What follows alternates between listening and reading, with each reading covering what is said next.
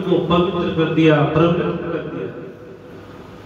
और ध्रुव जी मन में विचार करने लगे कि हे राजा जी, मैं भी इस सब को छोड़ करके भगवान के धाम पर जाऊंगा। और ध्रुव जी ने अपने राजपाट को प्रशासन किया, परंतु भगवान के धाम को जाने के लिए मन में तपस्या में चले गए और अनेक वर्षों तक तपस्या की। प्रभु के धाम से सुंदर विमान आया ध्रुव जी के लिए।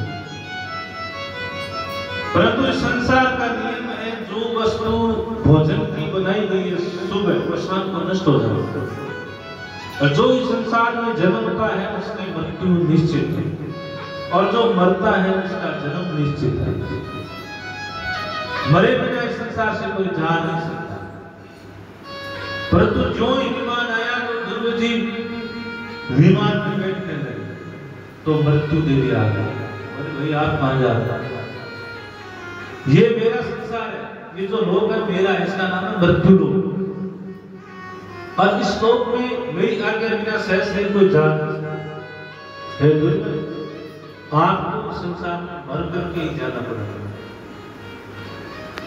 तो ध्रुव जी ने चालाकी के लिए कि हे मृत्यु देवी, आप थोड़ा नीचे देखिए। जो ही मृत्यु देवी नीचे देखने लगी तो पैर पर सिकंदर विमान, और ध्रुव जी विमान पर चल करके भगवान के धाम में चले गए। बोलो विष्णु भगवान की। आया है सो जाएगा राधा रंग फकीर, कोई सिंहासन चढ़ चला कोई बंधा जंजीर। इस संसार में जो आया उसे जाना था, चाहे राजा हो चाहे फकीर। कोई सिंहासन चढ़ चला कोई बंधा जंजीर। जंजीर का मतलब इस संसार में अज्ञान को माया में जुगड़ता रहता। अब क्या है, पुत्र नहीं हुआ, पुत्र हो गया तो पुत्र के मुंह, अब पुत्र की शादी नहीं हुई तो वो चिंता होगी, और शादी हो गई तो पोता नहीं हुआ वो चिंता होगी। ऐसे कि आगे से आगे मनुष्य की चिंता बढ़ती जाती है। और कहते हैं सुखदेव जी महाराज, मृत्योर्दिनं पदं दत्वा आरोहतं निहम्।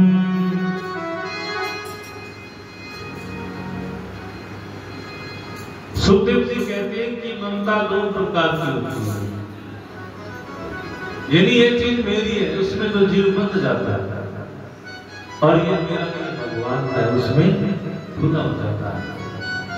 यानी ये चीज मेरी है, उसमें तो अहंकार हो गया कि तो मेरी है। और ये बोल दिया कि अगर 1 घंटा करो चाहे आधे घंटे करो चाहे पौन घंटे करो, अगर करे जितनी देर भगवान का नाम का कीर्तन करो, वही सत्संग।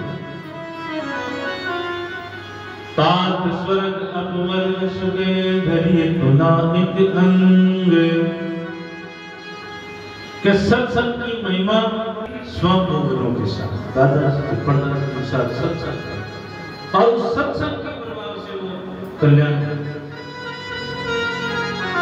आचार्य सुखदेव जी कहते हैं कि हे राजन, ध्रुव जी के पुत्र उत्कल हुए, और उत्कल के पुत्र महाराज अंग हुए, और अंग के पुत्र वेद हुए, और अंग के पुत्र कौन है? वेद। अब वेद था, राजा भी था, सुंदर भी था।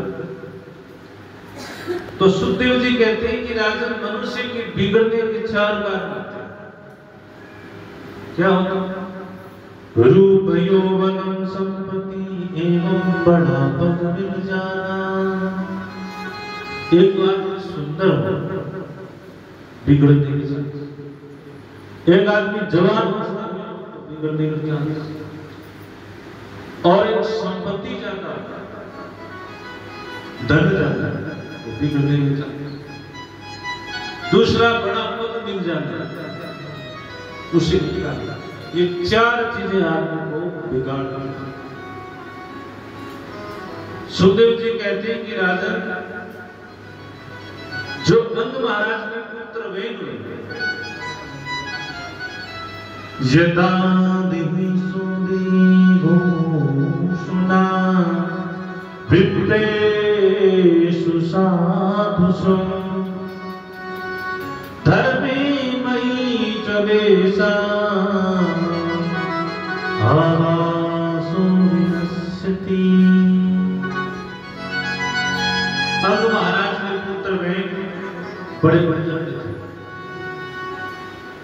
बड़ा अभिमानी, संतों का अपमान करता था, संतों को,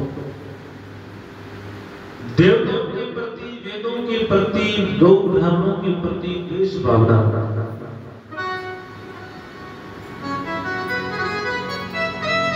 और जो वेद के प्रति, गौ के प्रति, ब्राह्मण के प्रति, देवताओं के प्रति जो द्वेष भावना रखता है तो उसका पतन जल्द।